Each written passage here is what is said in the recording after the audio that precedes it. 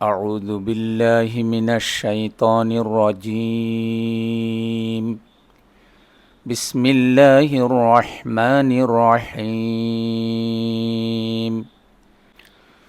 يا أيها الذين آمنوا اتقوا الله وقولوا قولا سديدا ইরশাদ হচ্ছে, ওহে ঈমানওয়ালারা, আল্লাহ রব্বুল আলামিনকে ভয় করো, সব সময় সত্য কথা বলো। ৩৩ নম্বর সূরা আহজাবের ৭০ নম্বর আয়াতে কারিমা।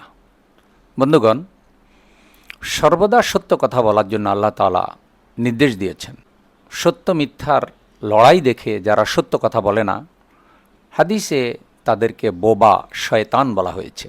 কোনো আলেম ওলামা যেন এই বোবা শয়তানের অন্তর্ভুক্ত না হয়, সেই ঈমানি অনুভূতি থেকেই সত্য কথা বলতে হবে। যারা ইসলাম বিশ্বাস করেন, কোরআন বিশ্বাস করেন, সত্যের বিষয়ে তাদেরকে চুপ থাকার কোনো সুযোগ নেই। বর্তমানে যেই কোটা বিরোধী আন্দোলন চলছে, এখানে যারা তুলনামূলক অধিক সত্যের পক্ষে আছে তাদের পক্ষেই আমাদেরকে কথা বলতে হবে।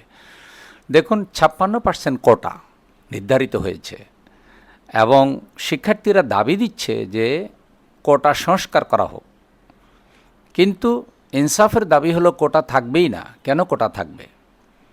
কী কারণে থাকবে? ৫৬% কোটা, এবং তারা প্রতিযোগিতা করবে, এক পর্যায়ে গিয়ে কোটার কারণে তারা বাদ পড়ে যাবে। এটা কি ইনসাফ? এটা কি সত্য? দেখুন, শিক্ষার্থীদের দাবি যে এই কোটা প্রথা সংস্কার করা হোক, সেটাকে সর্বনিম্ন পর্যায়ে নিয়ে আসা হোক। সুতরাং এটা সত্য, তাদের এই কথাটা সত্য, তাদের এই দাবিটা সত্য। এবং এখানে হকুল এবাদ নষ্ট হয়। কোটা প্রথার মাধ্যমে হকুল এবাদ, বান্দার হক নষ্ট হয়। সবাই একসাথে পড়ালেখা করবে, ভালো ফলাফল করবে, ইন্টারভিউ দিবে, অবশেষে মেধাবীরা বাদ পড়ে যাবে। এটা কিন্তু ইনসাফ হতে পারে না, এটা কিন্তু সত্য নয়। দেখুন, ৫৬% কোটায় এক পর্যায়ে গিয়ে মেধাবীরা সেখানে আর অংশগ্রহণই করতে পারবে না। কোটার কারণে কম মেধার লোকেরা চাকরি পেয়ে যাবে, বেশি মেধার লোকেরা বাদ পড়ে যাবে। আবার যারা ৫৬% কোটা পাবে তারা কিন্তু ওই ৪৪% যেটা থাকলো সেখানে কিন্তু অংশগ্রহণ করতে পারবে। আর ওই ৪৪%-এ যারা আছে তারা কিন্তু ৫৬%-এ আর অংশগ্রহণ করার কোনো সুযোগ নেই। তো এটা মিথ্যা না?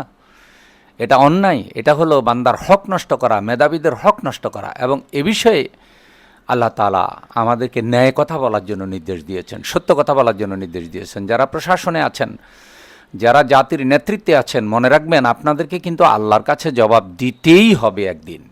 এই দুনিয়াটাই পৃথিবীর সব। মনে রাখবেন, আল্লাহ কিন্তু আপনাদের এই সব কর্মের বিচার কিন্তু আল্লাহ একদিন করবেন। বন্ধুগণ, দেখুন সূরা আল মায়েদা ৫ নম্বর সূরার ১১ নম্বর আয়াতে আল্লাহ তাআলা কি বলেন? কুল সিরু ফিল আরদি সুম্মা উযুরু কাইফা কানা আকিবাতুল মুকাজ্জিবিন।